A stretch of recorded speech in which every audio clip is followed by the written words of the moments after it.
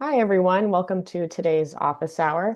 I'm Rachel Hostetler, and I'll be joined by Elysha Fiabane today, and we'll be discussing new features present in the ABC Atlas, or the Allen Brain Cell Atlas.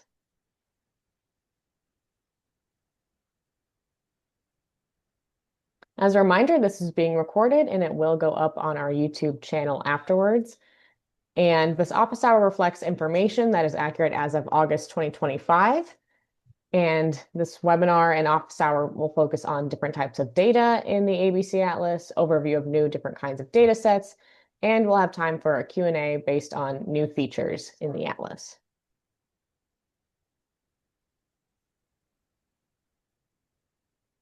All right, so as a reminder, the ABC Atlas is an online interactive tool that features transcriptomic data, specifically single cell and spatial transcriptomic data. And for a brief reminder of how transcriptomic sequencing works, we're specifically focusing on the transcripts from RNA. So going back to the central dogma, we have our DNA, which is transcribed into RNA, which is then translated into protein. And the goal of these studies is to look at the transcripts.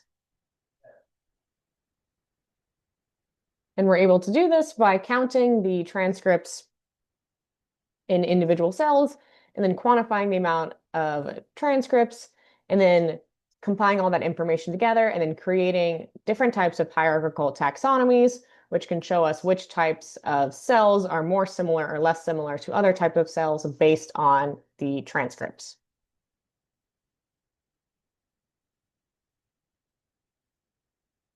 All right, so the next couple slides will go over some of the newer data sets that have been added to the ABC Atlas within the last year or so. So the first taxonomy that was added to the atlas was the whole mouse brain taxonomy back in 2023. This taxonomy is not new, but there are other taxonomies that have been added that are linked to this taxonomy. So I just want to give a brief refresher of what this taxonomy consists of. So samples were taken across the whole mouse brain using single cell sequencing. And this taxonomy consists of 34 classes, which then have 338 subclasses nested within, then over 1,000 supertypes, and then finally at the bottom of the taxonomy, there are over 5,322 clusters. And in addition to the single cell experiments, there were also MERFISH spatial transcriptomic experiments done on over 4 million cells to map out the spatial locations of all of these different cell types. And so what's been new and added in the last year or so regarding this data set is imputed genes. So that original MERFISH experiments that I just mentioned were done with a 500 gene panel. And so previously, if you went into the ABC Atlas, you could see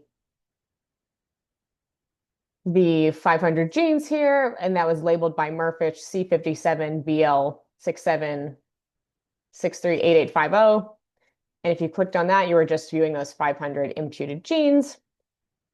However, now if you, sorry, those are not the imputed genes, those are from the original gene panel. But now based on that single cell data, we have information from over 8,000 different genes that were imputed into the spatial data set. So when you look at these data in the context of a MERFISH, of an actual tissue section, a MERFISH experiment, what you're viewing is gene expression data from the single cell experiments that have been imputed. So the expression values might be slightly different, but since this is all based in the same taxonomy, we were able to transfer that information and that data to the spatial context. And so there are over 8,000 genes that you can view in the imputed data set. And as a reminder, there were actually two different MERFISH experiments that were done for this process, for this whole mouse brain experiment. The first one is from the Allen Institute, which is published in the paper Yao et al. 2023. And the second one actually comes from Shuawei Zhuang's lab at Harvard. And there are 4 separate data sets featured in the ABC Atlas, both coronal and sagittal from 4 different donors. And that one is titled under published under Zhang et al. 2023. And both of these were part of a very large Nature package.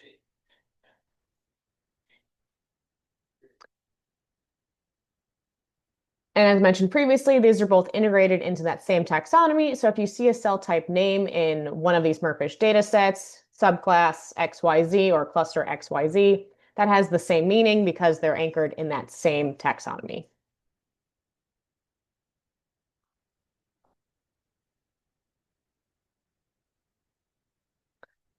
All right, and if you go on our main landing page, here's how you can access some of these data sets. You click on the blue button there. We have this nice description here, and we have a couple different resources as well. We have a couple of different example use cases, Jupyter notebooks, and other ways to access the data programmatically.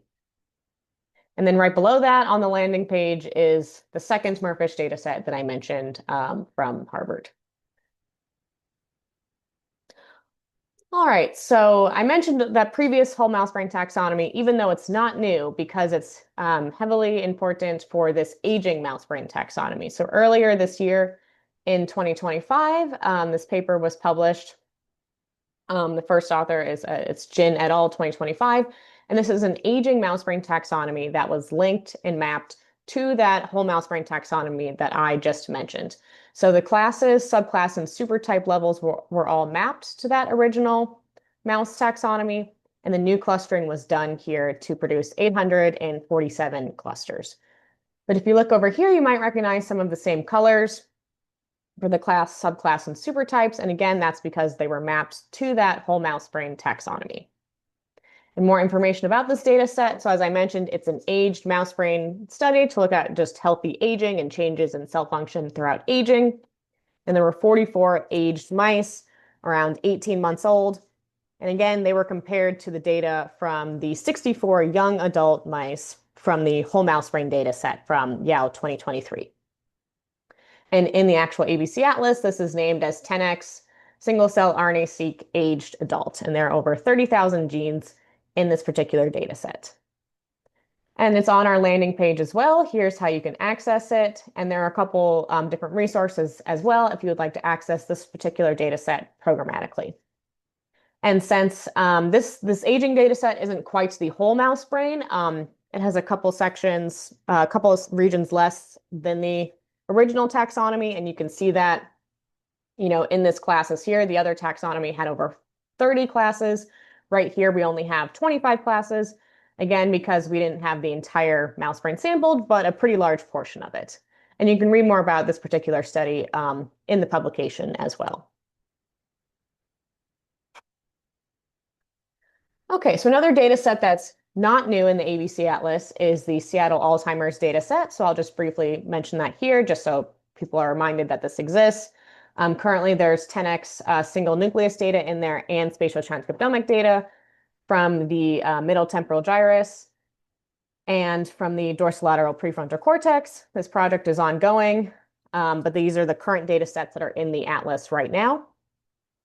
And another data set that's also not new is from the Whole Human Brain Atlas, which is from the paper Saletti et al. 2023.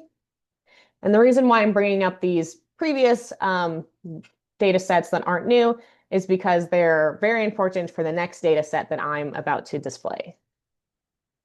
All right, so a new data set that we have that was just added to the Atlas a couple months ago is a Parkinson's data set, specifically from the Aligning Science Across Parkinson's initiative, the Michael J. Fox Foundation, and the Allen Institute. So this is a data set that is not currently associated with any publications, but it's a large data set from over 200 donors spanning 9 different brain regions across different pathologies and different levels in Parkinson's disease. And what's really unique about this data set is it was actually mapped to that Alzheimer's data set that I just mentioned and to the whole human brain taxonomy. So the clusters that were identified in this data set independently, done outside of the Allen Institute, were then mapped to these Allen Institute taxonomies to see where we have our cell types, where they differ, or where they're similar across these different data sets. And there's a lot of information about this new Parkinson's data set on our website. You can access it here through this blue button, and all of these blue highlighted words throughout this paragraph are also links as well to different web pages providing more information about this data set. And in particular, if you click on this Learn More button, this leads you to another page with many more resources. We have a whole separate landing page just discussing this particular project here. And this is what you see if you click on that Learn More button.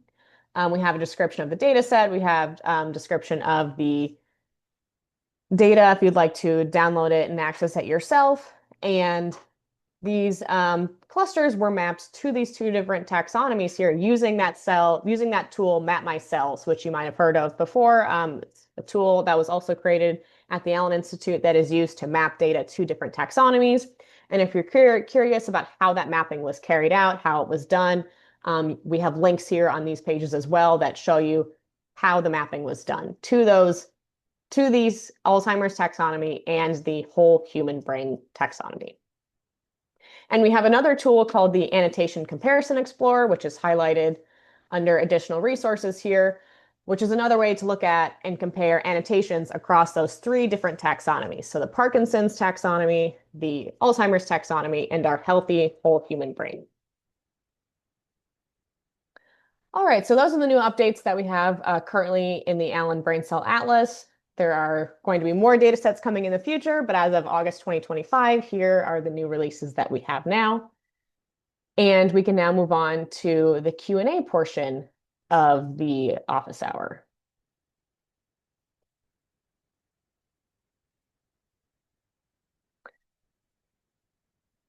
All right, so a couple questions that come up when looking at these different data sets.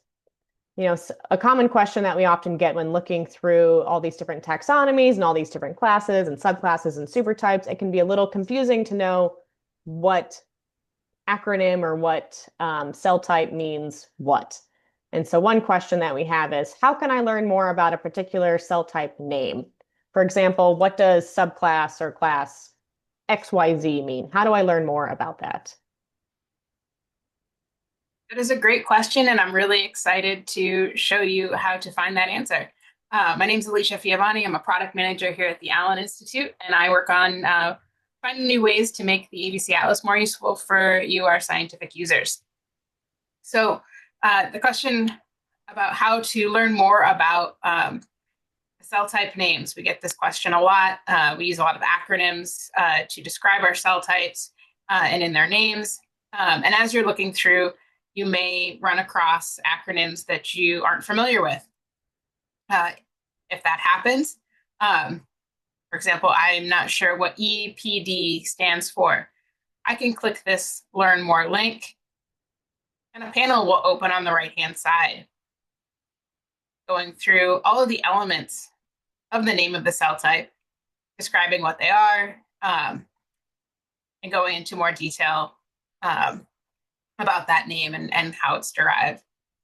You can also see in this same panel information about the level of the taxonomy and other information about that taxonomic class. So lots of great information here on the right-hand side, but definitely if you're interested in learning more about cell types names,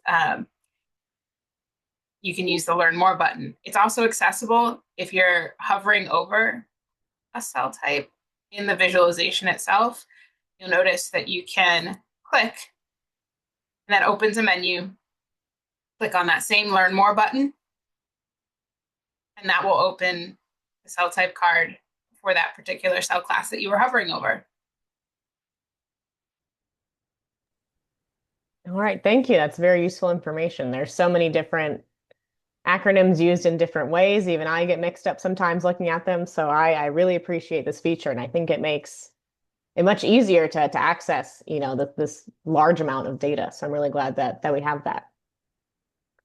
And another question that we have is going back to the genes. So I had mentioned previously in my slides that we now have imputed genes in the MERFISH data sets that were imputed from that single cell, the 10x single cell data. And so how can you see, I guess, is there a way to compare the original 500 gene panel for the MERFISH data with the imputed genes in the MERFISH? Yes. So I've set this up in a separate tab here. What I've done is in your view manager, you can go in and select the data sets. I selected one of the views to be the imputed genes and another of the views to be the original measured genes. And you can see this. You don't necessarily have to go back to the name. If you're in the gene panel, if you are in a data set that does contain imputed genes as opposed to measured values, you'll see this imputed indicator here. Also, if you're looking and exploring within the view, you'll notice that as you hover over a gene expression value for a particular cell, there's a little note there, not only saying which gene it's colored by, but underneath that, the gene expression is approximate and imputed. So there is a note telling you that that gene value is imputed as you're hovering. In this data set, that value then does not have that imputed note.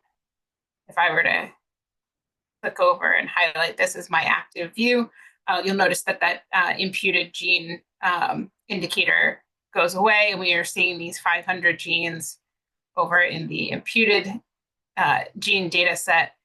We've got over 8,000 represented. So this can be useful for different explorations.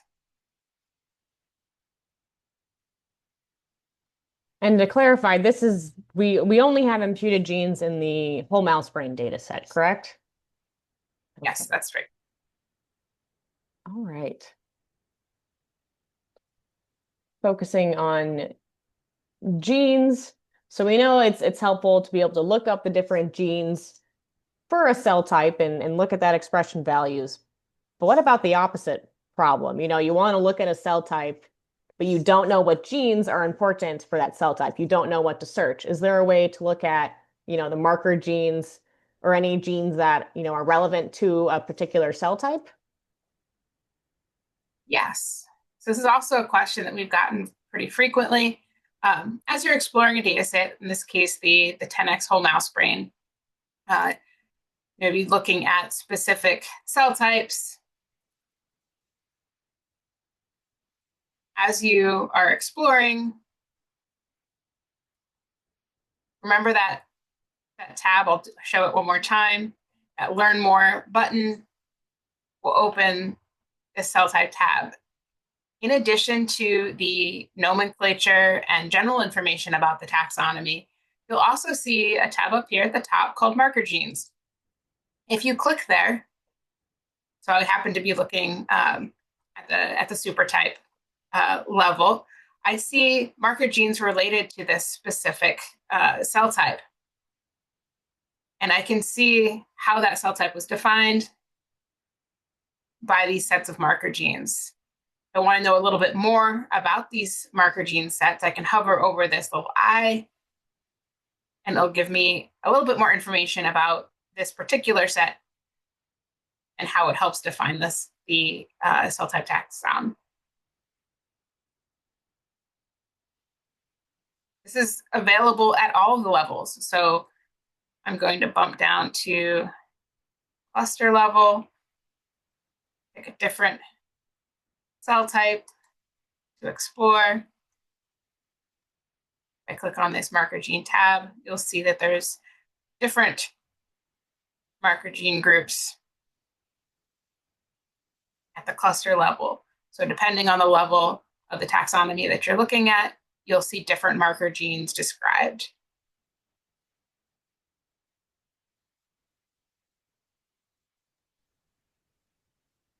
Yeah, and we can see also at that cluster level, again, since the single cell and Merfish experiments were done separately, and we're only limited to 500 genes for those Merfish experiments, we can see here that there's a separate marker gene category just particularly for those Merfish genes with each cluster, correct? Yes, that's right. All right, because that's a common question that we get as well. People say, oh, I found this cell type.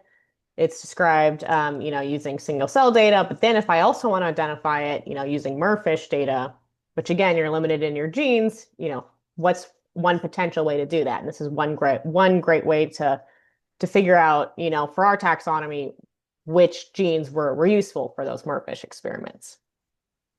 That's a really good distinction too to make that this taxonomy view here that you're looking at on the right-hand side is independent of the data set that you're actually exploring. So as you go through and you see certain cell types in the data, as you click on it, it's opening up a view of information about that taxonomy that is shared across data sets. So this same taxonomy, as you mentioned, is available in all of the merfish whole mouse brain data sets, as well as the Zhang Harvard data set that was also mapped to this taxonomy. This information is available wherever this taxonomy is included as annotation on the data. Yeah, that's a good point, since there are two merfish data sets with this particular taxonomy. So yes, you can also view these same marker genes here when you're looking at those sections as well. And another thing is that I mentioned, previously in the beginning, that we have a couple different data sets with merfish. Like, we also have some human data from our Alzheimer's data set from the CAD project with merfish. But those experiments were designed and done completely independently from the whole mouse brain data set. So there are some data sets that have marker genes listed, and there are some that do not, right? So the CAD one, to my understanding, right now doesn't have any marker genes listed in the merfish data. Yes, that's right. So, and another instance where you may not see marker genes listed is at the top level of many of our taxonomies, including the whole mouse brains. For example, if I were to click here at this top level, at the class level, marker genes were not defined for this level, and so they won't appear here.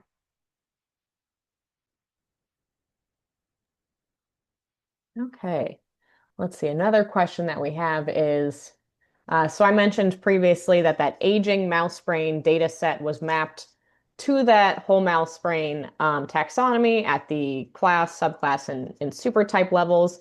How can we see that map? Is there a way to visualize that mapping in the ABC Atlas? Yes. So, as you mentioned, we have the whole mouse brain 10x data. We also have the aged adult mouse brain data. And you'll see here that I have both of these colored by subclass. And you'll see that they share a lot of the same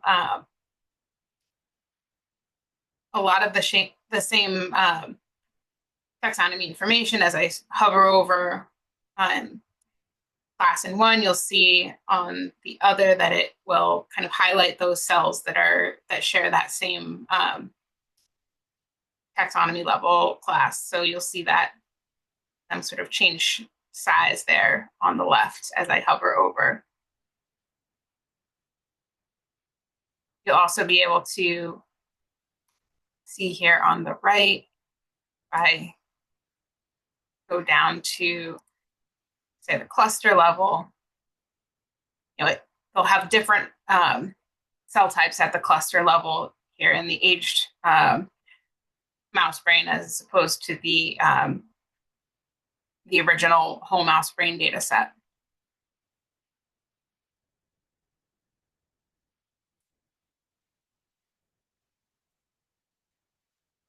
Right, so we're consistent at the class, subclass, and supertype level, but then when we get down to the cluster level in the aging mouse brain, those were clustered independently of the whole mouse brain data, and that aging data set is also really interesting to explore because you can look at clusters that were affected by aging and those that had genes that were enriched or depleted based on aging. And there's some interesting data there, particularly looking at some of the non-neuronal cells. So some of the glial cells, some of the microglia, some of the oligodendrocytes. You can definitely see some changes there in the aging data set. And there's a lot of information and analysis on this particular data set in that publication, Jin et al.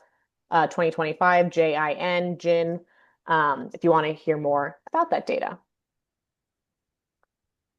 And another question that we have, so based on that Parkinson's data that I had mentioned earlier, so I discussed how that Parkinson's data set was independently collected, all the data was independently clustered, and then it was mapped to the Allen Institute Alzheimer's taxonomy and to the whole mouse brain taxonomy. How do we visualize that and look at those three taxonomies in the ABC Atlas? We're really excited about this data set. It represents our first collaboration with the aligning science across Parkinson. And we also have this great opportunity to showcase the capability of the Map My Cells tool. So you'll see in this this left-hand panel that I've got the Parkinson's data displayed. I've also opened up the Saletti whole human brain taxonomy up here in the top right. Then in the bottom right, I have the Alzheimer's disease data. And you'll see, I've got the Parkinson's data as our active frame. So you'll see that we have two taxonomies listed here. So I'm currently coloring by the CAD taxonomy. So you'll see that the same colors are represented between this data set and this one here down on the right. As I hover over cells in one, cells in the other will highlight, so you can kind of get a sense for how they're distributed in these two different data sets. And you can look at them I have it shown at the subclass level, but you can change your level of the taxonomy in both data sets as well. I can also change it to compare to the whole human brain taxonomy. So if I look at the whole human brain,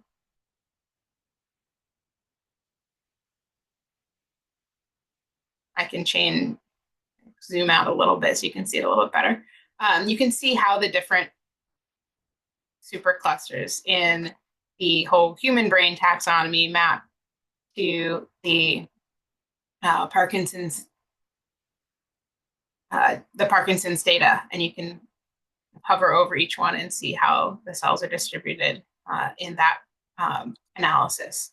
So lots of really exciting ways to compare data from different experiments and different sources using the cell types as that common language.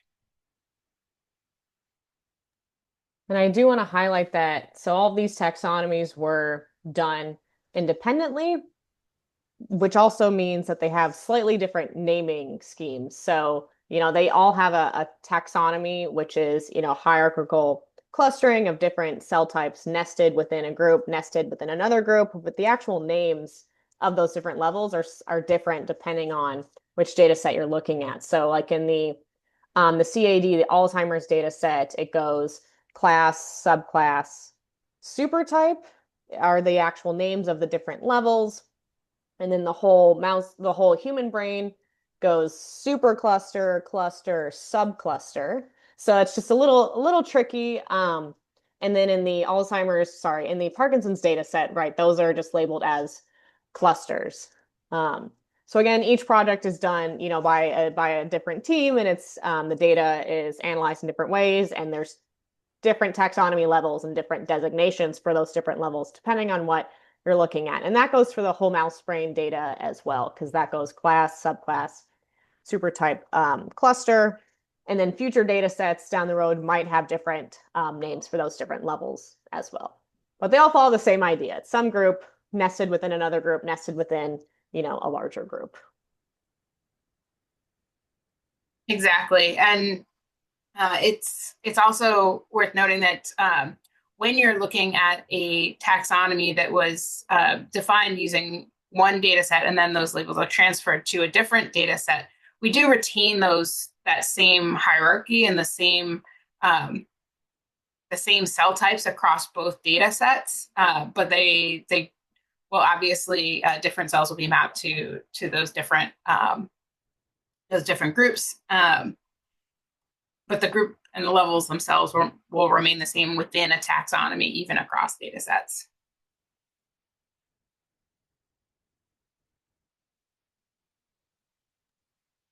All right, and we have a couple more minutes if there are any other questions that anyone has and would like to ask.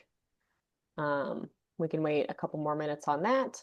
While we're waiting for any potential questions, I can also just discuss some future things with this webinar series. So we do have another webinar coming up at the end of August, particularly specifically on August 27th, which is related to a data challenge that we hosted that was called Map My Sections. And that data challenge was an online, public open challenge for anyone to participate in. And the goal of that challenge was to connect the cell types that we see in the transcriptomic data in the ABC Atlas and try to connect those to potential cell types in our genetic tools atlas, which is where we have a number of viral tools used, AAVs to label different cell types genetically. And so, a question someone might have when looking through the Allen Brain Cell Atlas is, I see this cell type cluster, 1, 2, 3. How do I genetically label that, in a mouse model? Is there a particular viral tool that exists to label that particular cell type? And right now, the goal of that challenge was to make connections between those different data sets and to try to provide an answer to that question. And we had two different teams that won the data challenge, and the winning teams will be presenting their data sets and their winning algorithms and the tools that they built to actually answer this question on August 27th at 10 a.m. Pacific time. So that's on our website, alleninstitute.org/events is where you'll find this webinar series, cell type taxonomies A to Z, and that's where you can find more information about that next webinar. All right, well, I think that finishes it up for today's virtual office hour. Thank you so much for joining us, Elysha, and showing us some of those really cool features. It's nice to see some updates and so much change to the tool that has happened even within the last year, that changes that I think are really useful and help people explore the tool, easier. Thanks so much for having me. Look forward to hearing even more feedback so we can make the tool even more useful for our scientific users. So keep that feedback coming. Yes, and we also have, we post a lot of updates about our tools on our community forum, which is community.brain-map.org. And if you have if anyone has any thoughts or comments on ways to improve the tools, that's also a place to voice any feedback so that we can continue to update these tools and make useful changes. All right, thank you for joining us today. Bye.